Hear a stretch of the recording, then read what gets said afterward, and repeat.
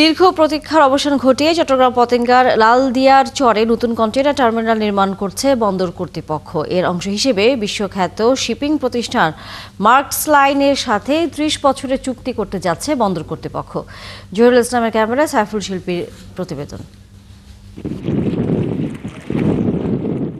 বঙ্গোপসাগরের কোল ঘেঁষে চট্টগ্রাম নগরীর কর্ণফুলী নদী তীরে লালদিয়ার চরের অবস্থান। দীর্ঘ ৫ দশকের বেশি সময় ধরে চট্টগ্রাম বন্দর আধুনিকায়নে লালদিয়ার চরে একটি পূর্ণাঙ্গ ও স্বতন্ত্র কন্টেইনার টার্মিনাল নির্মাণের চেষ্টা করছিল সরকার। কিন্তু এই বিশাল এলাকা জুড়ে বসবাস করা কয়েক হাজার অবৈধ দখলদার মুক্ত করা সহ নানান আইনি জটিলতায় তা বারবার পিছিয়ে যায়। তবে এবার সব জটিলতার অবসান ঘটিয়ে নতুন কন্টেইনার টার্মিনাল নির্মাণের জন্য মার্কস লাইনের সাথে চুক্তি করতে যাচ্ছে চট্টগ্রাম বন্দর কর্তৃপক্ষ। লালদিয়ার চরের টার্মিনাল এটা আমাদের বন্দরের সক্ষমতা বাড়াবে। এখানে 3টা টার্মিনাল একসাথে যখন অপারেট হবে তখন প্রায় 0.9 মিলিয়ন কন্টেইনার এখানে হ্যান্ডলিং তারা করতে পারবে। তো এটা বন্দরের যে কন্টিনিউয়াস যে প্রবৃদ্ধি হচ্ছে সেটাকে সামাল দেওয়ার জন্য আমাদের এই সক্ষমতা বৃদ্ধি হবে এবং লালদিয়া চর এখানে একটা অন্যরকম একটা ভূমিকা রাখবে। বন্দর কর্তৃপক্ষ বলছে প্রথম পর্যায়ে 50 একর জায়গার উপর নির্মিত হবে নতুন টার্মিনাল।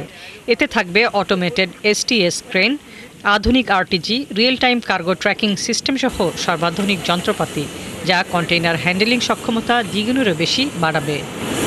কোনোভাবে কস্টটা যেন আমাদেরকে মিনিমাইজ করতে হবে, কস্ট যেন বাড়ানো না হয়। কস্ট যদি বাড়ানো হয় তাহলে আলটিমেটলি এটা ভোক্তার উপরে আসে পড়বে। আমরা চাই যে তারা প্রজেক্ট করবে এবং মিনিমাম কস্টে যেন, যেহেতু তারা ইনভেস্ট করছে, তারা মিনিমাম কস্টে যেন আমাদেরকে এই সার্ভিসটা যেন দিতে পারে। টার্মিনাল নির্মাণের পাশাপাশি কন্টেইনার রাখতে চট্টগ্রাম বন্দরের কাছে কমপক্ষে 50 একর জায়গা চেয়েছে মার্কস লাইন। তবে আপাতত একটি অংশে 32 একর এবং অপর একটি অংশে 7.15 একর জায়গার ব্যবস্থা করে রাখা হয়েছে। The price I pay I should get worth for it. আপনি দাম বাড়ায় যদি ওই যে 7 দিনেরটাতে তো 2 দিনে করেন, ফাইন, কিন্তু 7 দিনেরটা 7 দিন রেখে দিবেন, 10 টাকাটা 30 টাকাতে নিয়ে যাবেন, just colour of skin change করে, দ্যাটস নট অ্যাকসেপ্টেবল। বিশ্বে কন্টেইনার বাণিজ্যের 40% এককভাবে পরিচালনা করছে মার্কস লাইন। একই সঙ্গে বিভিন্ন দেশে অন্তত 60টি বন্দর ও টার্মিনাল পরিচালনা করছে মার্কস লাইনের অঙ্গ প্রতিষ্ঠান এপি মুলার। ওরা তো সব মডার্ন সিস্টেম এগুলো অপারেট করবে এবং ওদের আউটপুট হবে বেশি।